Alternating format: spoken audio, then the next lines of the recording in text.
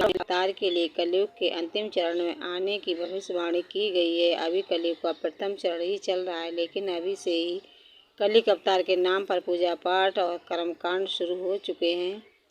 कुछ संगठनों का दावा है कलयुग अवतार के प्रकट होने का समय नज़दीक आ गया है और कुछ का दावा है कलयुग अवतार हो चुका है। कलयुग अवतार को लेकर हिंदुओं में ये भ्रम और मतभेद क्यों है, ये शंकराचार्य से स्पष्ट करने की जिम्मेदारी नहीं रखते हैं।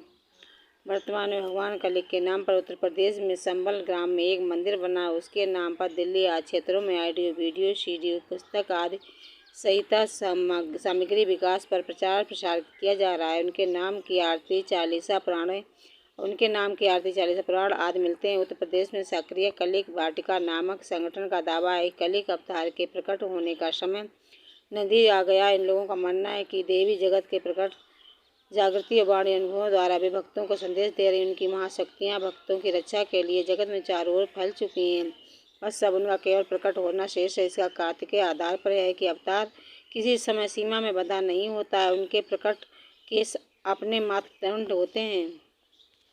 हिंदू धर्म के पतन का मुख्य कारण यह है कि हर वह कार्य किया जा रहा है जिसका वेदों में उल्लेख नहीं किया मिलता है। हिंदुओं की एकमात्र धर्म ग्रंथ है वेद, वेदों का सार है उपास निषाद, उपनिषदों का सार गीता, इतिहास ग्रंथ महाभारत का एक हिस्सा गीता है। रामायण पुराण और स्मृति भी इतिहास व्यवस्था को लेखनी करने का धर्म ग्रंथ नहीं है। पुराणों में बताया गया है कि कलयुग के अंत में भगवान कलयुग अवतरित होंगे। वे एक सफ़ेद घोड़े पर बैठकर आएंगे और राक्षसों का नाश कर देंगे। पौराणिक मान्यता के अनुसार कलयुग 43 लाख वर्ष का होगा, जिसका अभी प्रथम चढ़ ही चल रहा है। कलयुग का प्रारंभ 31वीं ईस्वी पूरा हुआ था, जब ये 5 ग्रह मंगल, बुध, शुक्र और शनि मेष राशि 0 डिग्री पर हो गए थे।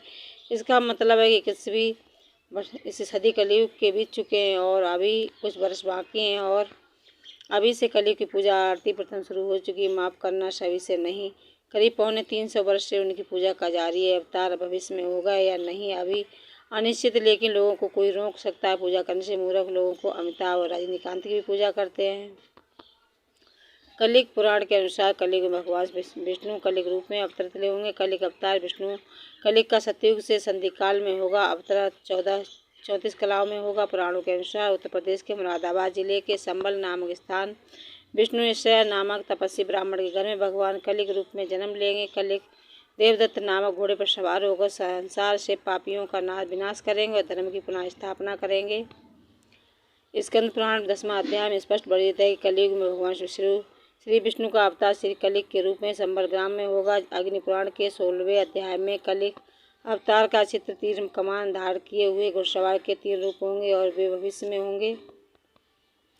कलयुग पुराण के अनुसार वह हाथ में चमचमाती हुई तलवार लिए सफ़ेद घोड़े पर सवार होकर युद्ध और विजय के लिए निकलेगा। बौद्ध जैन और सम्मिलनों को पराजित कर सनातन राज्य स्थापित करेगा। पुराणों की धारणाओं की कोई मुक्तिदाता भविष्य में होगा सभी धर्मों ने अपनाई है।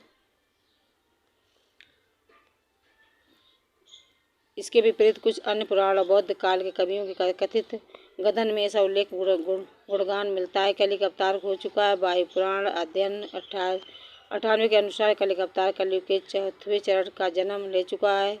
इसमें विष्णु की प्रशंसा करते हुए दत्तोदेव व्यास कलयुगी विष्णु पुराण को कह चुके हैं, किंतु बुद्ध का उल्लेख नहीं हुआ। इसका मतलब यह है कि इस काल में ये बुद्ध को अवतरित होने की मान्यता नहीं मिलती है। ये फिर बुद्ध के पूर्व कलयुग अवतार हुआ होगा।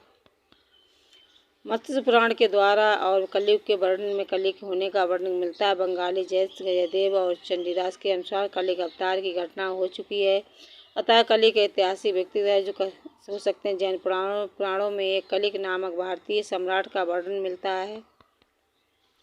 जैन विद्वान गुणभद्र 9वीं शताब्दी के उत्तरार्ध में लिखते हैं कि कलयुग राज का जन्म महावीर के निर्माण के 1000 वर्ष बाद हुआ।